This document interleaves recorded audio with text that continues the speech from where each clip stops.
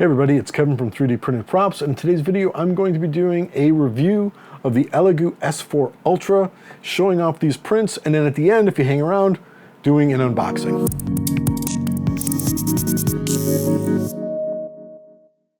Okay, so I bought the new Elegoo S4 Ultra when it was on the pre-order, and I got it in probably 3 weeks ago, I want to say. And just before we go anywhere with it, I want to say I love this printer. One of the best and easiest to use 3D resin printers I have owned, and I've owned a lot of them.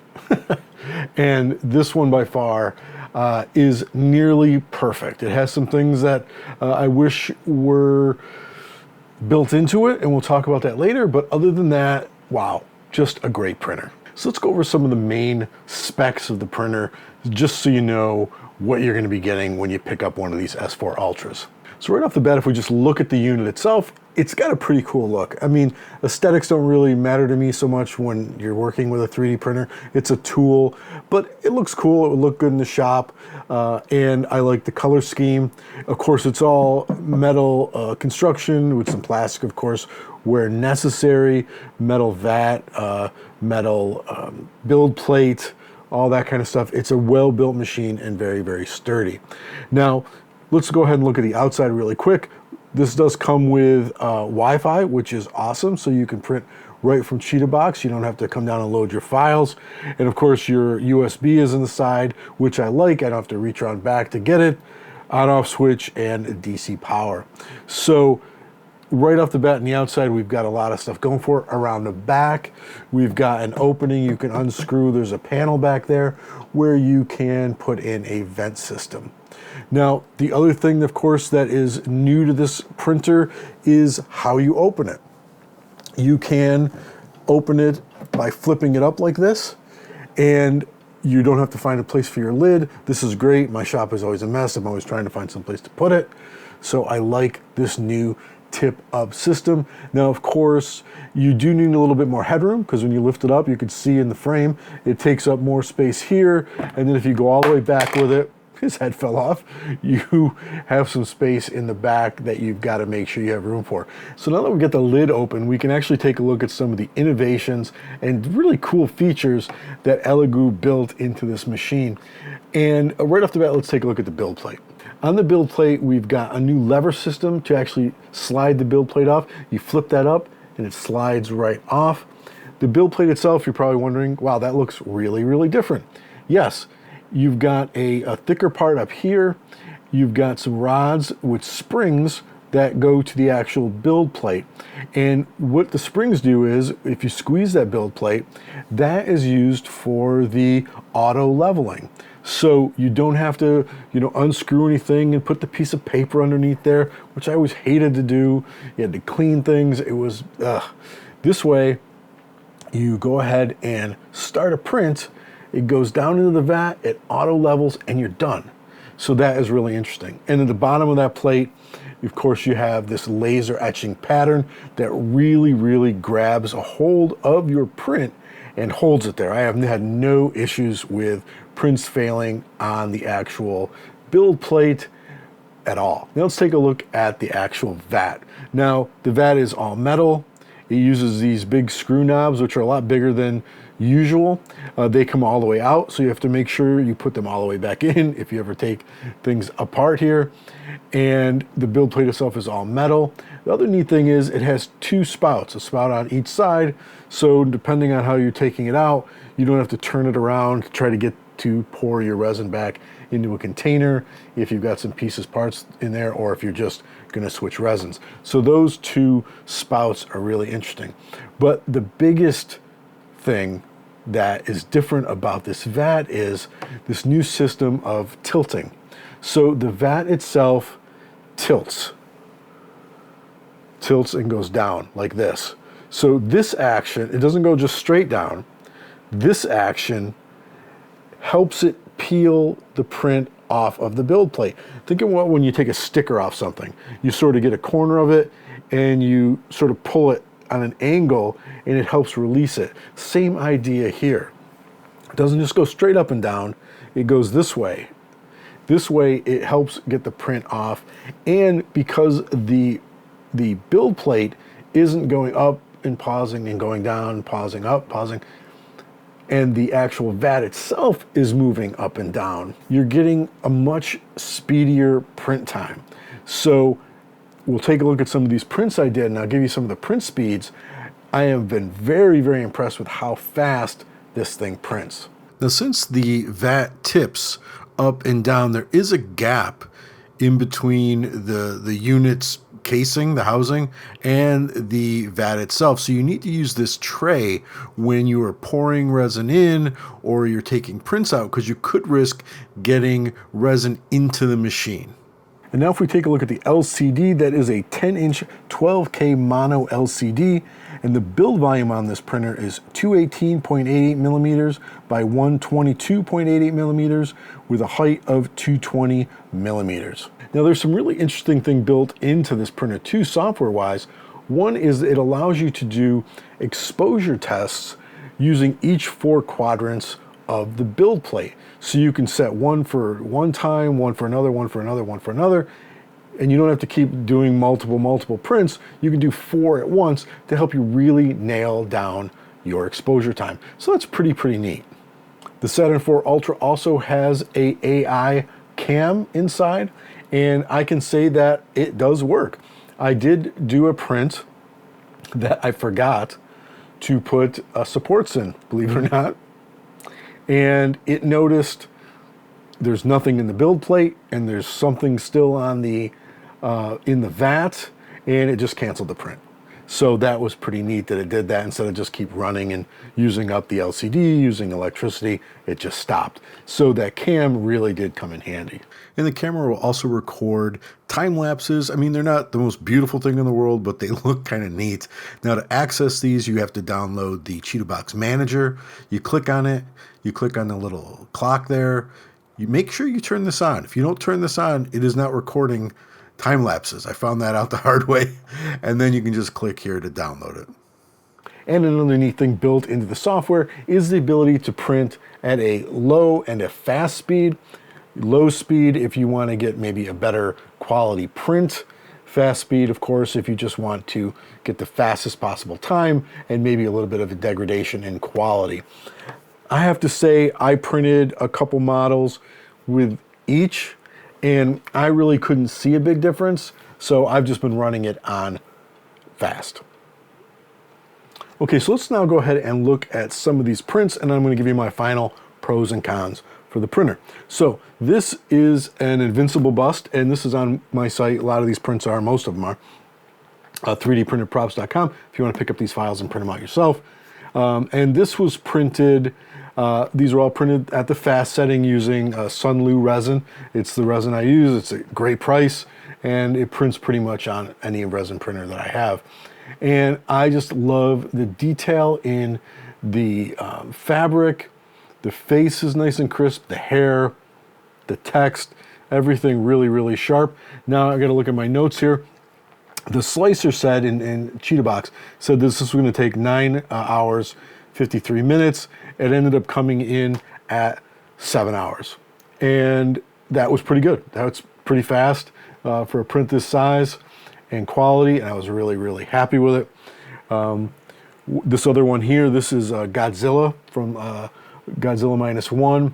And again, the detail in all the little spiny bits and all the little lines are there. You can see his teeth. Really impressed with this. And this print, I mean, it's not huge, but the amount of detail in it, this print came in at 4 hours. That is awesome. That is incredibly fast and just fantastic. Then again, that's on 3D printed props as well. This is the trank gun from Fallout, Lucy's trank gun. In parts, I've still got to put it together and finish it and everything. But again, it is so smooth that I don't even know how much sanding I'm going to have to do to this before I prime it. It is, you know, incredibly detailed, and I'm super happy with how it came out. And I'm also happy with the tolerances, because I build tolerances when I build something in Fusion. And they work for the most part, but these were just like, I don't even have to do any sanding. that just slides right in there. It was just, I couldn't believe it. I was so happy with it. This is the dart holder into the chamber. And yeah, just really, really happy with how this thing came out.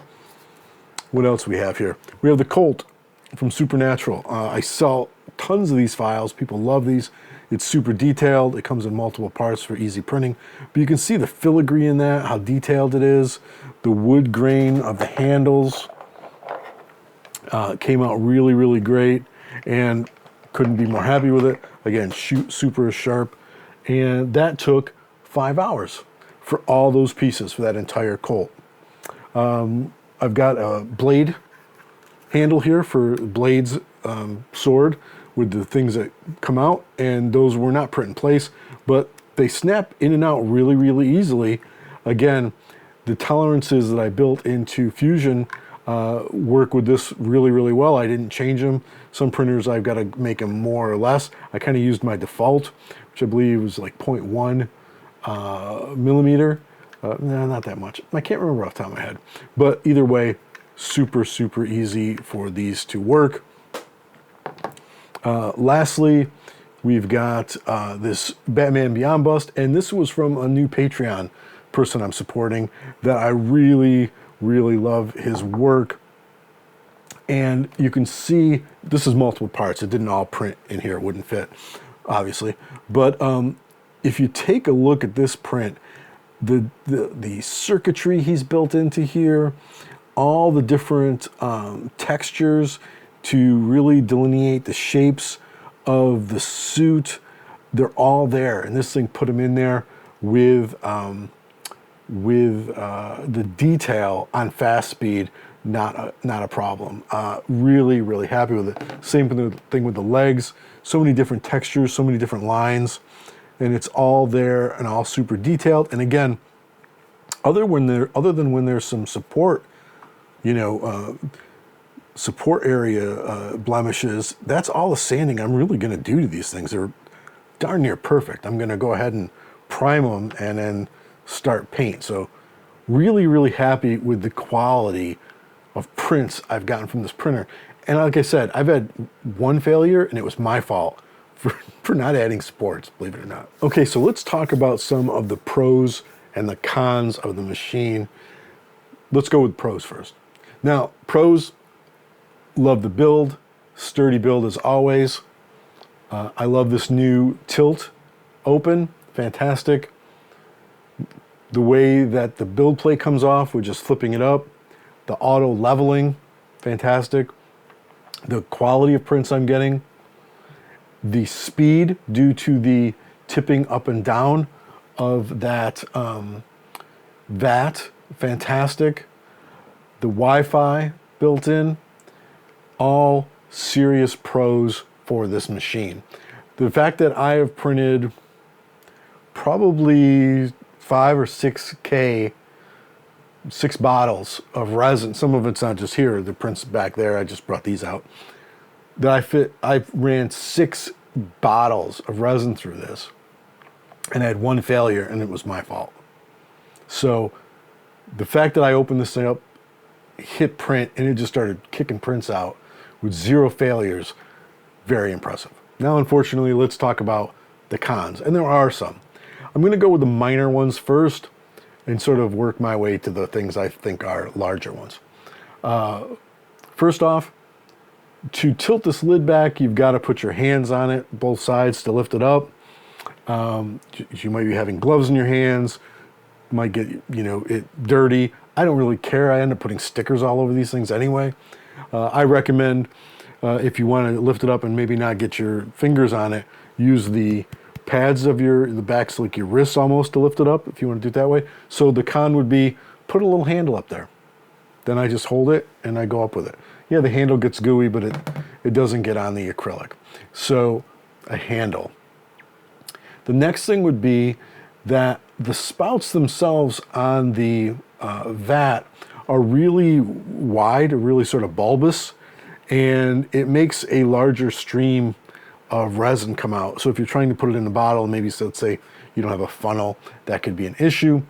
Might be a little petty, but when a machine is really tight like this, you end up starting to pick at the little things. The next thing would be the fact that since this tips up and down, and we've talked about this, you need to use the bib or the tray so that resin doesn't fall into the machine. Yes, there's a little lip in there that sort of catches it before it goes into the machine, but the bib itself is kind of a pain. It gets messy and nasty and just filled with resin and little bits of it. So it's just one more thing to clean. I don't know if there's any way around that. I don't think they could have fixed that or done anything else about it. So I'll take the speed and the quality of the prints and the fact that I'm not getting any failures by just having to use this bib, but it's kind of junky looking once it's all gooed up, and I don't care for it. I know, clean it, right? But it's just one more thing to clean with resin printing. So there's that. The next thing would be the build plate. When you pull the build plate up, that's great. To take this out, though, the build plate out, the actual plate comes into like a V. So it's narrow. It goes from thickest to narrowest. So it's hard to grab a hold of it up top to actually slide it out. I end up pretty much grabbing onto the thicker part of the build plate itself and tipping it outside to get rid of some of the resin before I move it out. So some kind of way that it gets wider at the top so that I can actually hold on to it when I'm moving it over to scrape my prints off. That's I would consider a major thing, because it's slippery and it has slipped out of my hands once already. Now another thing I have to put in the con list is the screen here, the LCD screen. It's very crisp, it's very sharp, the interface is very intuitive. Here's the issue. With the portrait aspect and the fact that they're trying to cram so much information that's usually good onto that screen, the text is so tiny, I cannot see it for the life of me. I have to get in real close, tip my progressive lenses up just to be able to read that. So they either need to be adding less information to the screen so they can increase the text size or do something, because I can't read anything on it. Now the last two cons I think are pretty big, and I'm not sure why one of them isn't in it. If you've had a Saturn III, you know it came with a carbon filter that plugged into a USB there, and it was a great little air purifier. I think it worked really, really well. It wasn't like their standalone ones that you always had to make sure were charged, which I never can remember. This thing was powered by the unit, so you always had it going through this carbon filter. And I think resin printers should definitely have some type of built-in ventilation. Let's say you wanted to put this in your office or something. I have them in my basement, so it's fine. I don't smell anything. But for most people, they might have to have it in an office or a shop up in their house, or if they got an apartment, they don't have someplace they can do it. Built-in ventilation, to me, is a must from now on for all 3D resin printers. Totally necessary. Now, the second thing is something they've never really done before, but my Creality resin printers have them, and that is a heated vat. So the Creality ones have a vat that plugs into a heater, a USB heater, and it heats it up, and they're very cool. I really, really like them. I don't like to pick up aftermarket crazy things or use fish tank heaters and all that business. I want it built in the machine. I want it OEM. So some type of thing that would heat the vat. Now, they do have a heater that they sell separately, and I did order it, and I guess I should be getting it within the next couple days, maybe even next week.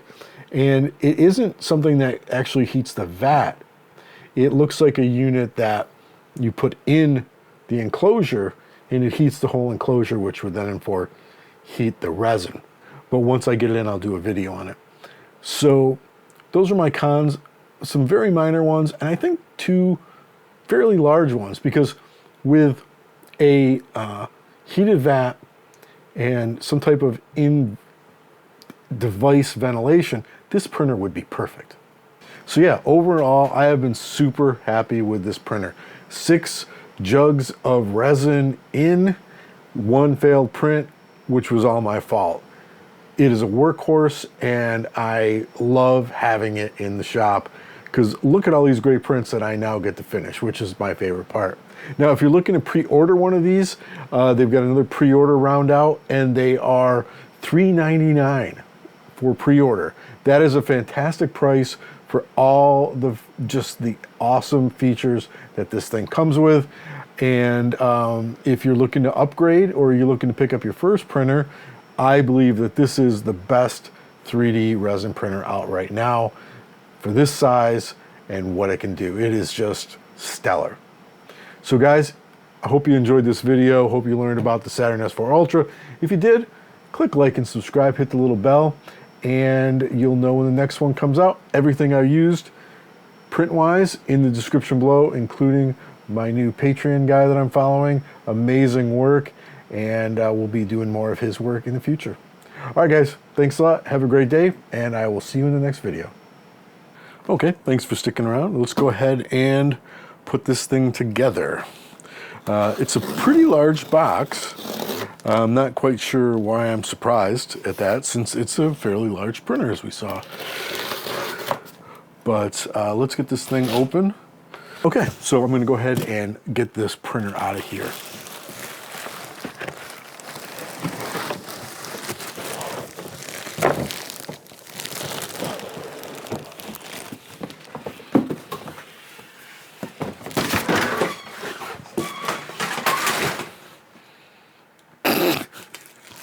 Okay, so it looks like everything's packed right inside here.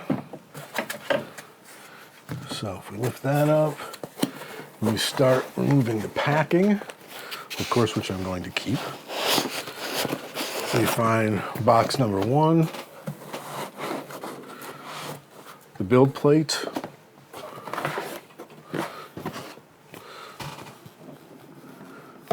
This is interesting. It's like foam core, but like sort of rubberized. It's kind of neat. Big piece of it right here. And that's it. So we got the build plate. Let's take a look and see what's in the kit. I'm sure it is the usuals. So we've got the power brick, Wi-Fi antenna, some gloves, it's always nice, a little box of tools and some extra screws, a nice metal scraper, a plastic scraper. I like when they give both. Of course, never use this on your FEP, always use it just on your build plate. Some screens, I like this stuff. This is to make sure you screen out any, if you're emptying the vat and you might have some little floaters in there, maybe you drop something in there or something stuck, you're getting rid of a print, make sure you run your resin through that. A couple masks, some type of little cheetah box card. I don't know what that is. And of course, our USB. And that's one thing I love about USB printers, resin printers. Technically, this thing is already put together, because all we've got to do with this is lift this up, where we put our thing. And one of the reasons I love resin printers is of course, the prints are great, but they're already built once you get them. So you're literally, for this, gonna lift up that lever there, put in the build plate, close it. We are going to get our Wi-Fi antenna, and here is where that screws in, right over here.